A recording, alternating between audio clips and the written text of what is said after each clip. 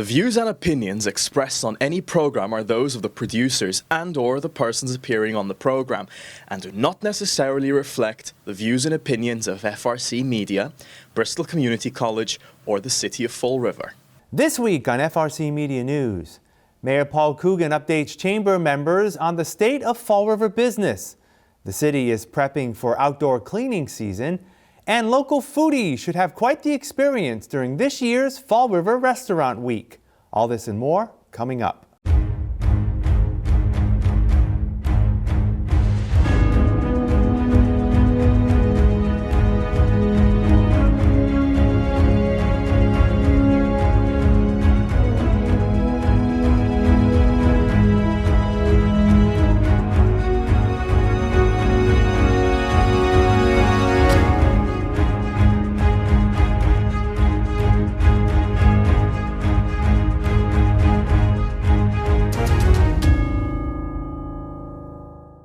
It's Thursday, April 3rd, 2025. This is FRCmedia News. I'm Keith Tebow. Fall River Mayor Paul Coogan used his State of the Business address at a luncheon sponsored by the One South Coast Chamber to spotlight business and economic development growth within the city. The mayor noted that last year's address focused on the, quote, buzz of economic development activity across Fall River, which he said continues today. He said the city's finances are strong and the local business community plays a key role in contributing to the city's tax base. One example is continued interest in expanding the industrial park. The Redevelopment Authority closed the sale on an additional 76 acres at South Coast Technology. Drive by, it looks like they're putting an airport in. It's so clear up there across from the Dunkin' Donuts and the Neon. It really is a major, major undertaking that they're going in there now. They're going to put a 900,000 square foot building in there, creating an additional 225 jobs. And one of our longtime partners, Gold Medal Bakery, a 112-year-old family business, which is now under its fourth generation of leadership, is continuing to expand in Fall River because of the workforce, because of the work climate, and they're taking over a building in the industrial park where they're going to put in another one of their factories. And one of our partners from India, Invigen, is investing another $6 million on a current road facility. This is in addition to the $20 million they put in originally, warehouse, research area, development facilities. It's really, really moving along. If you get a chance, take a ride through our industrial park. The mayor singled out ongoing economic development projects in other parts of the city, including the Flint neighborhood. We have a new urban redevelopment plan up there. If you go by Gilbert's Jewelers, they have a new storefront. White Rose Bakery, a new storefront. Some of those residential pieces that owed the city hundreds of thousands of dollars in back taxes have been sold. We've collected that revenue, and we're moving forward with their redevelopment also. The vision we have for the $1.7 million grant we got from the federal government is some streetscapes up there, more trees, proper lighting, renovation, so we can make that a more appealing section of the city. When I was a kid, that was always called like the second downtown. It was probably busier than the real downtown, but there was always traffic and people up there, and hopefully we can get it back. Mayor Coogan said business and cultural investments have contributed to the revitalization of downtown. For several years, the downtown partnerships of business, civic, and cultural organizations, along with the city and the Redevelopment Authority, have worked to develop and implement a revitalization strategy for downtown. And if you see that, you look at the Museum of Contemporary Art that attracts regional audiences from Boston to New York, while the Arts and Culture Coalition's Ignition Space has a large gallery. Viva Fall River has been a lead partner, planning events and activities in our downtown area. That partnership is now focused on a much smaller section of Fall River, although still in the downtown district, and creating long-term plans for beautification, some lighting and maintenance. The district involves right now at least 7 restaurants with some arts and entertainment venues. Mayor said the city is moving forward on a plan to develop 19 acres of land that will become available on the waterfront following the reconstruction of Duval Street. The Duval Street Master Plan is in its final stages right now, the big dig or the little dig for Fall River. We've had stakeholder outreach, public information sessions, potential developers meetings, and we're trying to craft a master plan. And this will be available shortly for everybody to take a look at. Again, this is going to be an area that's going to be so important. We envision a vibrant neighborhood, walking paths, bike lanes, residential, commercial, restaurants. We think that can be a catalyst for change across the entire waterfront. The mayor said he understands that more work still needs to be done to combat homelessness in Fall River and the rising cost of rents. In 6 years in office, the mayor said his administration has made a dent in identifying and working to develop dozens of abandoned properties across the city. In 2020, when I first got in there, there was 172 vacant properties or foreclosed on properties around the city that have been neglected and not brought up to code.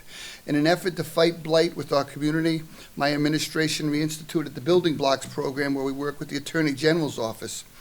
The program sought to reduce the number of vacant and dilapidated properties by holding the property owners accountable for bringing those buildings up to code. And over the last several years, we've been extremely successful in that. Our vacant properties numbers have dropped from 172 to 72. And these properties have been returned to the tax rolls. They've been renovated, new porches, windows. I mean, just drive around and see what's going on in our city. I always look at some of the property that's really, really bad, and I see how far it's come, and it really has come a long way.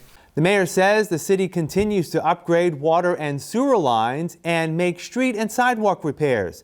He said this summer the city will begin the reconstruction of Columbia Street and reconfigure the intersection of Bedford and Robeson Streets. City officials yesterday rededicated space at the corner of South Main and Anawan Streets for Jerry Lawton, a longtime homeless advocate who passed away over 30 years ago. Hundreds of people could say Jerry Lawton was my friend, perhaps thousands. We'll never know. Glad we're rededicating the park. I'm happy too for people who are here. Many of Jerry's friends are no longer with us here. Last week, the city of Fall River commemorated the 80th anniversary of the end of the Battle of Iwo Jima during World War II.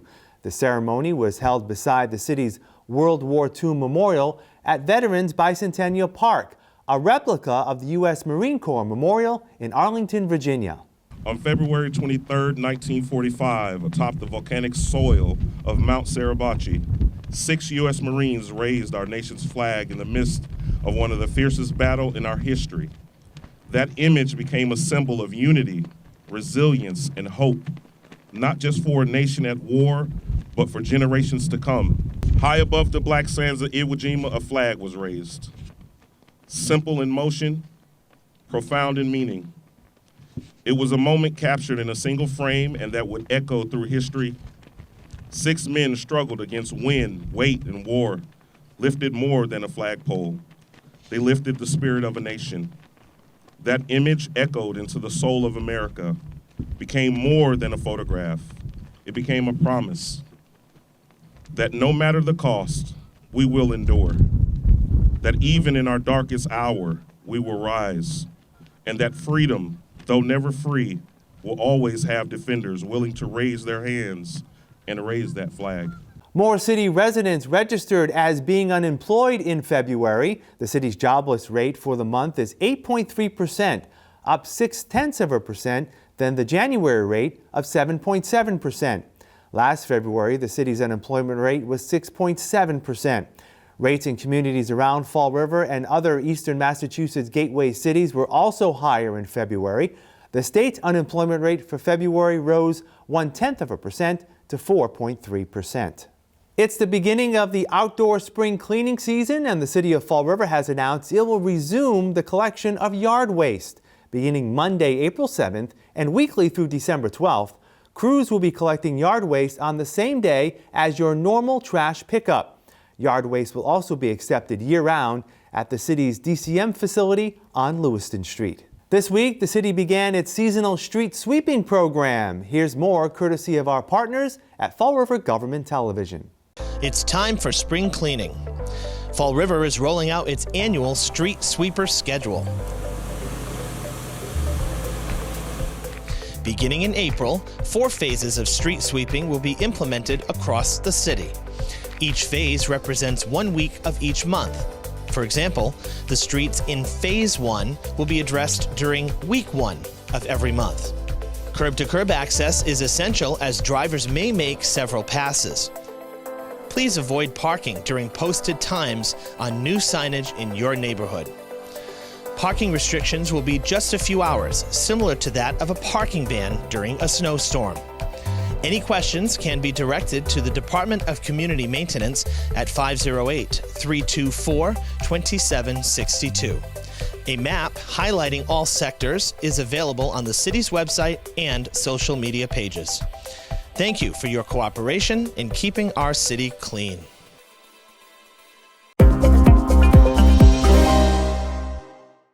Time again to take a look at what's happening in Fall River when it comes to real estate development and other properties that are either opening, changing hands, or new businesses that are starting in Fall River. I'm pleased to be joined, as I am weekly, by Kevin Lawrence. He is the editor, publisher, and owner of Fall River Development News.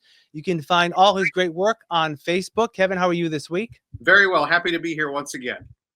All right, let's start with something that's been in the news recently because there was a fire there last month. It was the Sylvia School on Hartwell Street. The mayor and the city has said that now that there was a fire there, that they want to demolish the building. You had the opportunity, because a lot of people don't, you had the opportunity to watch a recent city council real estate meeting where this brought up, and you found a little nugget that may be of importance. They're going to tear down only half of the building, basically. The Sylvia School consists of 2 structures, Building 1 and Building 2. Building number 2 was the one that caught on fire. That's a 3-story building. And then adjacent to that is Building number 1, which is a 4-story building. And that is right next to the cannabis dispensary owned by William Flanagan, the former mayor, Cosmopolitan Cannabis Dispensary.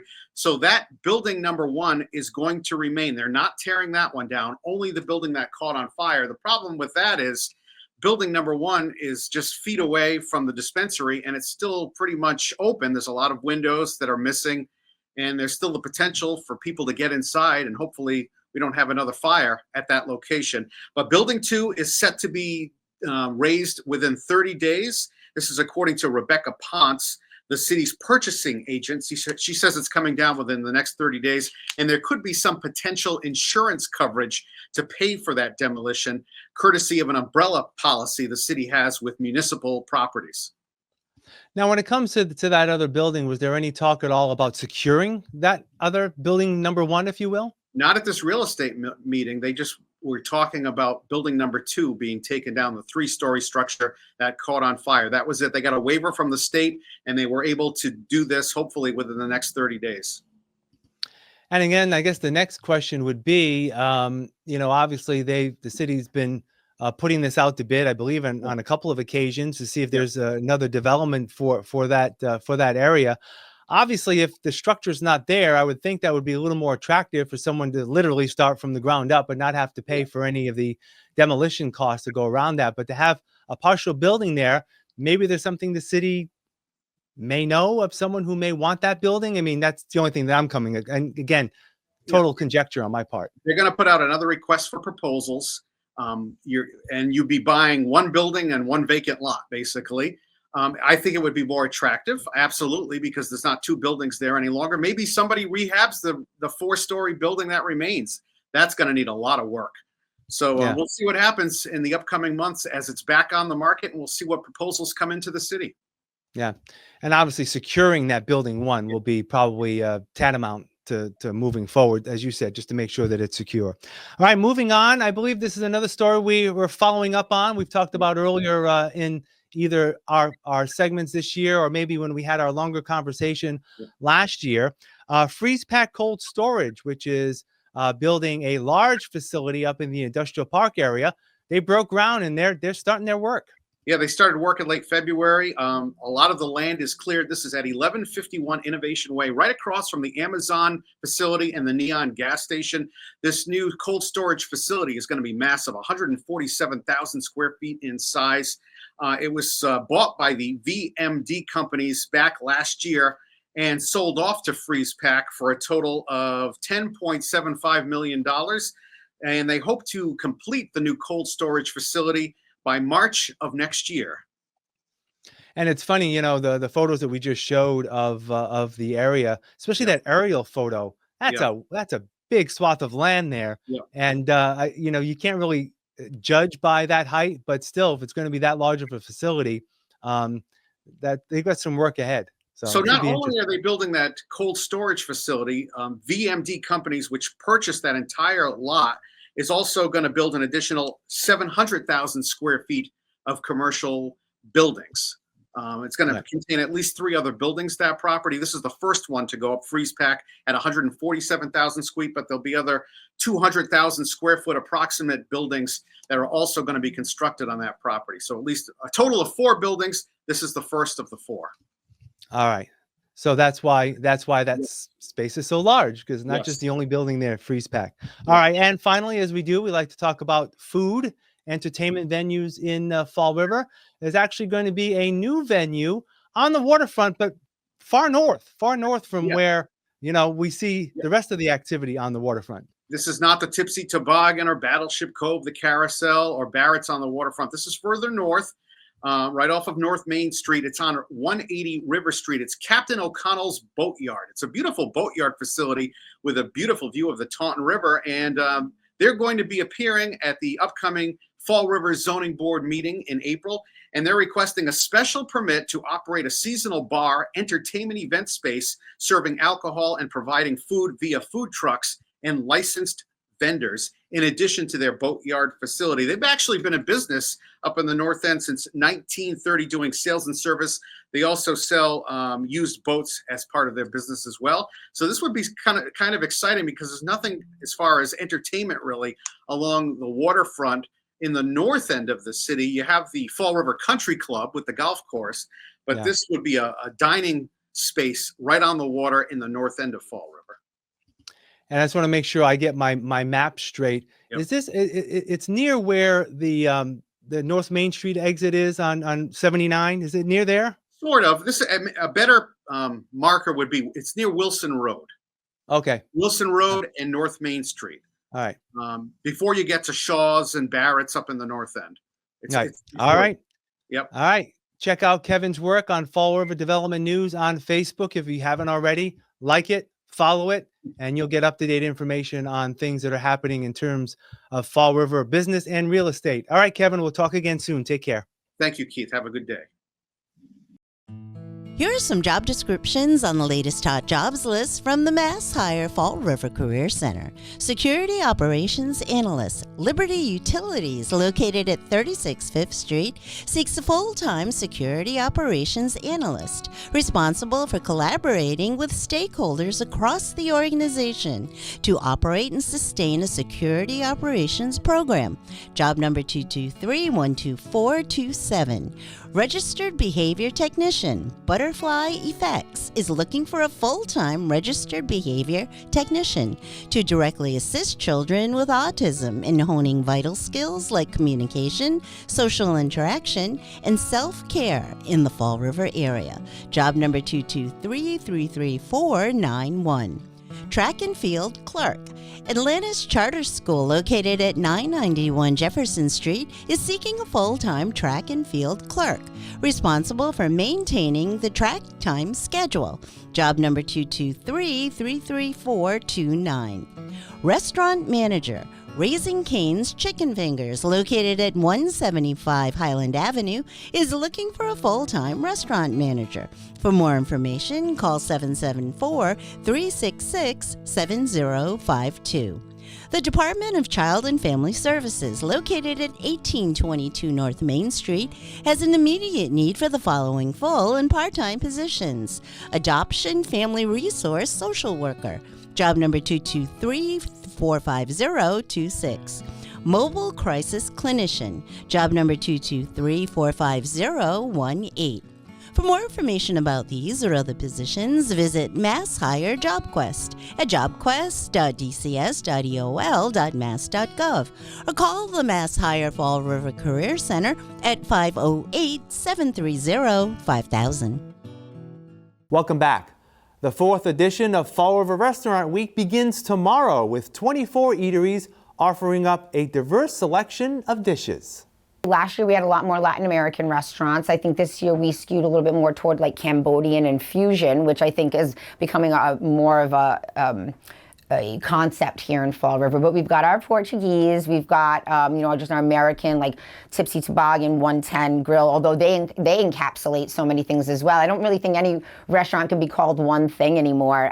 Duke's Bakery always with their gluten-free options. So I know it's like an often used phrase that there's something for everybody, but I really do believe that. We're still doing the 3-course price fix, which is $35. But then we also decided, because it's always about making this as easy as possible for the restaurants. I mean, I know people are strapped for time, and it's not about, having them lose money on the deal. So I said, how about we just create a chef's menu, like a chef's choice? It also affords the restaurant an opportunity to maybe put something that they've been wanting to put on the menu, but they weren't sure how it was going to be received. So put it on the chef's choice, allow people to see it, and if it works well. So it's like allowing the chefs to do what they do best, which is create and be creating delicious food. Restaurant Week runs through April 13th. Ms. Rigo says the event promotes Fall River's food scene citywide. The restaurants already do what they do best. We do what we do best, and together that collaboration has proved to be something that they obviously enjoy because they come back every year. And I also think that it's more than just promoting their restaurant. The people who are involved understand that when we promote all together, we're promoting people coming to Fall River. Where they choose to dine is really up to personal taste, but when we win, when somebody wins, we all win, and they really understand that, which I think is what I like most about this program, is that we're working on something together, so everybody wins from the promotion. Along with sampling the culinary culture of Fall River, Restaurant Week is also launching a limited loyalty program. What do restaurants want? They don't want you to just come once, they want you to come back again. So I'm working with, Viva Fall River is working with a technology company called Vanga, and they specialize in NFC chips, which are basically like how your phone uses Apple Pay. It's how phones and how different Bluetooth-enabled devices communicate with each other. When you go to one of these restaurants that's participating, and I will say not every restaurant has opted to participate, when you get your bill, that restaurant will be bringing over a card that will be branded and it has a chip in it. And you just use your phone like you're scanning a QR code in the same way you would do that. And it will take you to a page that you can sign up, and all we need is your email address. You will instantly get a reward from that restaurant. So in some cases it's an appetizer on your next visit, in some cases it's 10% off. You'll also automatically be entered to win a ticket to win a prize package. Ms. Rigo says Restaurant Week is a way for patrons to take risks and explore new culinary options. Food is something that everybody loves. There's something for everybody, so it's a great way for people to kind of get together. It's a good reason to get together with friends you might not have seen, or sometimes we get into a routine where we want to go to the same place all the time because that's where we go on Friday nights.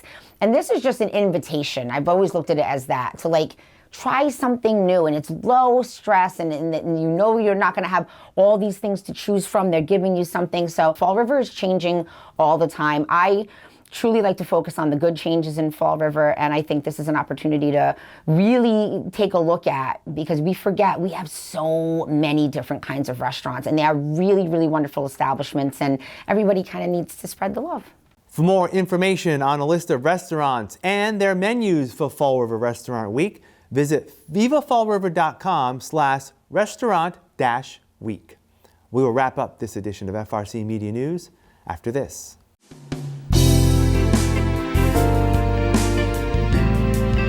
Hi, welcome to Hot Dogs and Cool Cats. Today we have Rainy. That's Rain with a Y at the end. He's pretty easy to remember. He's a 4-year-old domestic short hair, black and white. He actually came to us as a stray. And for a stray cat, I will say that was clearly out in the street for a time. He is very outgoing, very friendly. He just kind of likes to explore, likes to hang out with people. Since he's been here, we've been working on fattening him up a little bit, making sure he's comfortable. Hasn't been here too long, about I want to say about a week and a half now. But yeah, he would actually be good for, I would say, most homes. He's pretty relaxed, not easily spooked or anything like that, so if you have children, he may do well with them. But if you'd like to meet Rainey, you can come on down to 300 Linwood Street in Fall River, Massachusetts at Forever Paws Animal Shelter. Today we have Ukulele. He is 5 years and 5 months, and he's a 10-pound tabby. He's a really sweet, laid-back guy. He has been returned to us twice, most likely just due to him not being given the right amount of time. For kids or anything with him, he seems to be a very tolerable cat of everybody of all the age ranges that we've had in here. He's a really playful guy. When he gets going, he loves toys. And once he settles down, he's like a super relaxed guy, loves to take naps, usually will like to lay beside you or lay on you and just be pet and cuddled. He loves looking out the window. We'll usually come in and find him like in the cat tree looking out the window. So if you do have a window seat or something for him, that would be definitely a bonus. So if you are interested in Ukulele, come visit us at 300 Linwood Street in Fall River, or you can visit our website at foreverpaws.com. That's it for this edition of FRC Media News. Visit our website at frmedia.org for more local news and information. FRC Media News airs Thursdays at 6 p.m. and Fridays at 5:30 p.m. on Channel 95 and the Fall River HD channel on Channel 1072. For all of us here at FRC Media News, I'm Keith Tebow. Have a great weekend. We'll see you next Thursday.